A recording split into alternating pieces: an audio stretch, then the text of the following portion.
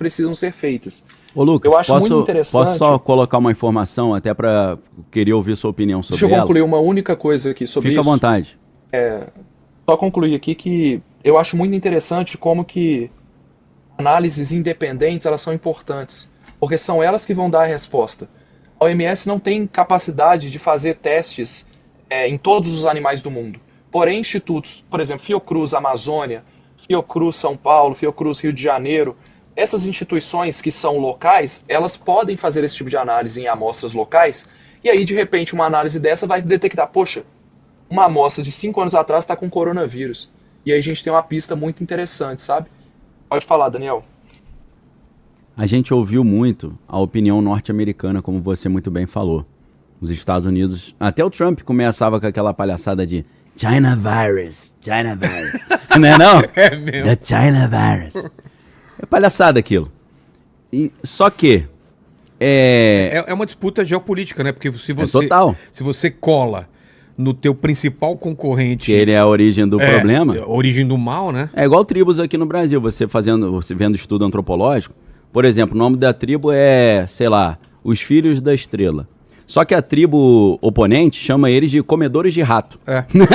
Porque Filho da Estrela é um negócio legal, claro, né? Agora, eles botam uma peixe ali de que o troço eles são... Esquimó, né? Esquimó, que é o nome que eles não gostam. Pejorativo, né? Hoje já não se usa, né? Então, ô Lucas, o que eu ia comentar de interessante é que, muitas vezes, inclusive, a gente vê reportagens sobre grandes julgamentos e o cara tá passando ali algemado, a gente não escuta a opinião dele. Na mídia sai só o que o juiz está falando, o que o promotor está falando. Você não vê ele dizendo, eu sou inocente, não fui eu que fiz isso, armaram para cima de mim. Então, durante essa palhaçada aí de China virus, a gente não geralmente escutou a opinião chinesa. Mas alguns oficiais do governo chinês, logo no início da crise sanitária lá em Wuhan, eles deram a versão deles. E sabe qual é a versão deles, Juliano? Qual é, não? Uma das versões que eles deram, estou falando que é a oficial, a versão é o seguinte: quem trouxe o vírus para cá, para a China, foram os Estados Unidos. Ah, é? Eles deram essa versão? Deram. Só que não chegou no Ocidente, porque não era interessante. E eles, mas você pergunta, mas como? Eles falaram, nos Jogos Mundiais Militares. Você sabia que aconteceram Jogos Mundiais Militares em outubro de 2019 na China? Chuta aí, Vilela, você que é um cara inteligente, apesar de você dizer que a inteligência é limitada só do apresentador, né? Onde você acha que foram os Jogos Mundiais Militares em outubro de 2019? Não pode ser, né? Wuhan. Na cidade de Wuhan, onde apareceu o vírus. Cara. Aí os chineses falaram, os americanos que trouxeram com a desculpa de vir participar de competição, soltaram esse vírus em cima da gente aqui. Essa opinião é verdade? Não sei, mas eu acho muito interessante você comparar o China virus com a opinião o American virus. Um jogando pro outro. Porque a hipótese China virus ganhou a mídia e a hipótese American virus não ganhou espaço nenhum, porque não havia interesse do Ocidente de levantar essa bola. Né? Inclusive depois, Bigode, se você quiser, pega assim Jogos Mundiais Militares de 2019, você vai ver as matériazinhas falando um campeonato lindo que aconteceu em Wuhan, aí logo depois, no mês seguinte, começa a aparecer vírus lá. Então essa ideia que o Lucas falou, de que tem evidência de que o DNA do vírus já estava circulando em outros lugares, pode, dentro de uma hipótese bem especulativa aqui, altamente sem base, que a gente está levantando, que esse vírus já existia, já estava em outros lugares, mas ele foi levado, segundo esse argumento chinês, para a China. E o meu trabalho é muito esse, Vilela. A análise de discurso, que é a minha linha de pesquisa no doutorado, é isso. A gente analisa o que está por trás das falas, o que está por trás dos textos, quais são os jogos de poder e os jogos de força que estão ali por trás. E um aspecto básico do tipo de pesquisa nessa área da linguística, que é a análise de discurso, assim como em todas as pesquisas acadêmicas, é você ter o famoso elemento de alteridade. Eu me lembro muito dos meus orientadores, né, o professor Décio Rocha e a professora Maria Del Carmen, eles sempre falavam, Daniel, cadê o elemento de alteridade? Você está dando uma opinião, mas você tem que mostrar a opinião contrária. No caso do China virus, não teve a opinião contrária. A opinião contrária era o argumento chinês de que o vírus não começou lá no laboratório nem no mercado de peixe, foi trazido pelos norte-americanos. E nós sabemos que o Dr. Ralph Baric, da Universidade da Carolina do Norte, junto com o Peter Daszak, da EcoHealth Alliance, eles estavam fazendo pesquisa de ganho de função de coronavírus nos Estados Unidos. Então é claro que os chineses usaram essas informações para tentar defender essa tese. É claro que cada um ali é parcial O Donald Trump tem interesse de queimar a China e a China tinha interesse de queimar o Trump, vai ser muito difícil a gente saber onde está a verdade. Mas é importante a gente mostrar pelo menos dois lados dessa moeda, né? Que eu acho que enriquece um pouco o discurso. O que você acha disso aí, Lucas? Olha, eu concordo plenamente com vocês aí de que a China ela também deve ter a versão dela e a gente só lembrar da gripe espanhola, né? Que a gripe espanhola teve esse nome porque a Espanha divulgava os dados e outros países não. Excelente comparação. Começou nos Estados Unidos, né? Pra quem não sabe. Sim. Vai saber, né, também.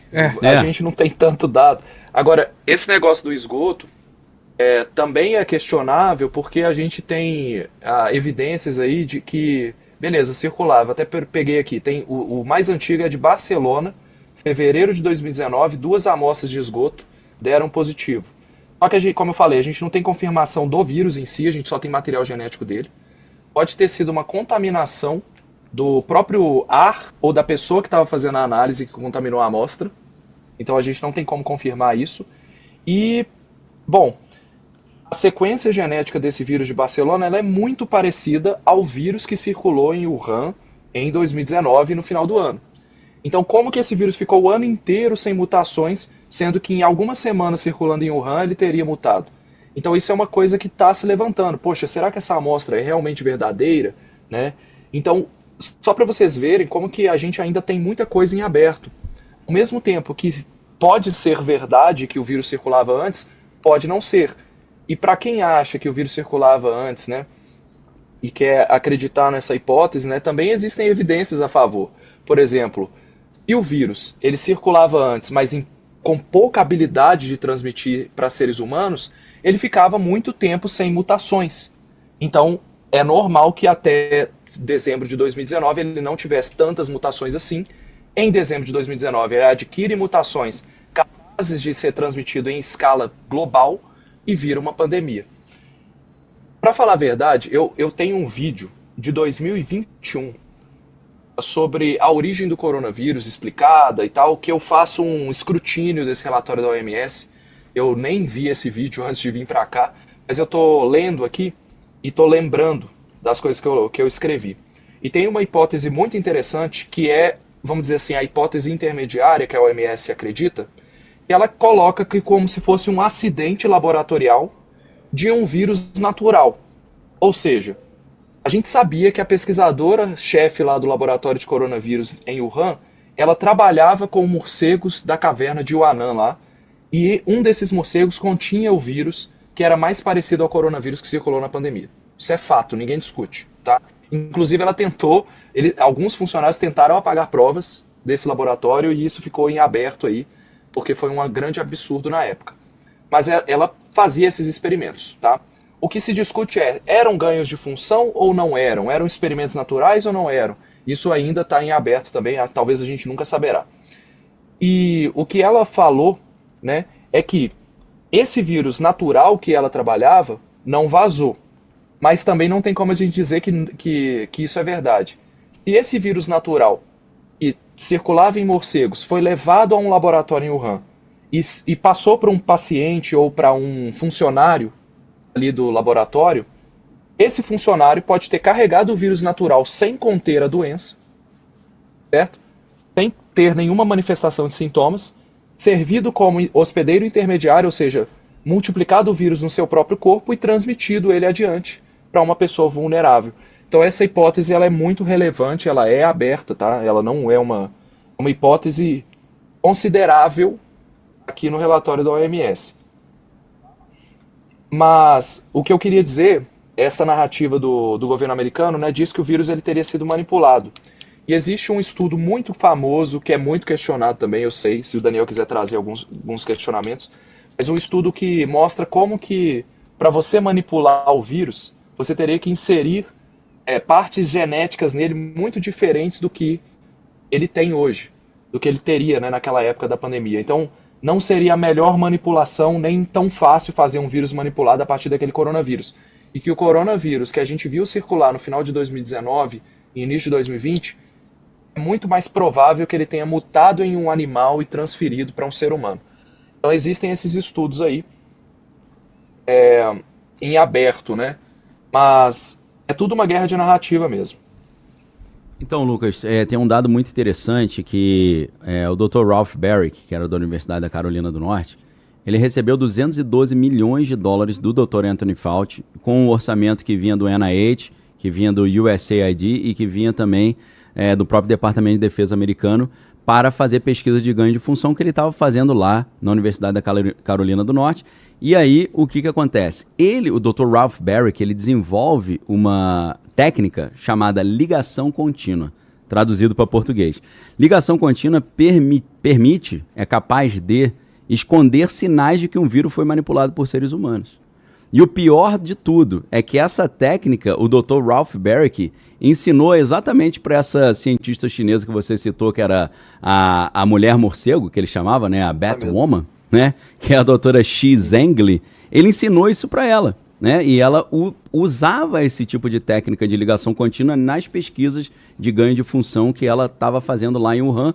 E a gente não pode esquecer que o Dr. Anthony Fauci, logo depois da queda das Torres Gêmeas, a guerra ao terror, ele começou a receber um orçamento muito pesado para biodefesa nos Estados Unidos, trabalhando junto com o exército americano lá no Fort Detrick, de onde vários patógenos já fugiram várias vezes, tanto que em 2019, quando estava começando a crise sanitária, o Fort Detrick tinha sido fechado, porque nas águas residuais eles não estavam tendo o cuidado suficiente. Eles mostraram que vários agentes de potencial pandêmico estavam vazando nas águas de rejeito ali do laboratório do Fort Detrick. E aí, por causa dessa falta de segurança, 300 cientistas em 2013 pediram, pelo amor de Deus, para o Barack Obama interromper essas pesquisas que o Dr. Anthony Fauci e o Ralph Baric estavam fazendo junto com a EcoHealth Alliance, lá do Peter Daszak, na Universidade da Carolina do Norte.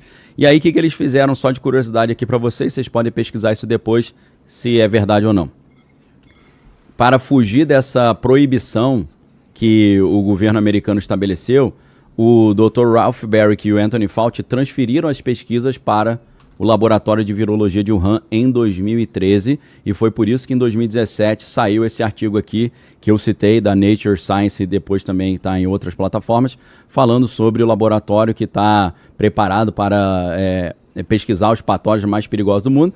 E aí o professor Richard E. Bright estava lá falando que ele estava muito preocupado porque não tinha a devida segurança nesse laboratório. Então, só uma contextualização interessante, dizendo que existem técnicas criadas por americanos e ensinadas à doutora Xi Zhengli, que é a doutora Batwoman, né, a mulher morcego, chamado ligação contínua, capaz de esconder a alteração genética em pesquisas de ganho de função. Tranquilo. Eu entendo que sim, mas mais uma vez, né, isso é uma questão circunstancial. A gente não consegue dizer que isso foi feito. A gente não consegue dizer que essa foi a causa do vírus ter surgido. Então, eu não nego que isso aconteceu, realmente existem essas evidências aí. O Anthony Fauci não é uma pessoa com um histórico 100% limpo, mas a gente não consegue comprovar que o vírus foi um salto laboratorial. Essa é uma das hipóteses mais fracas dentro do relatório da OMS, beleza?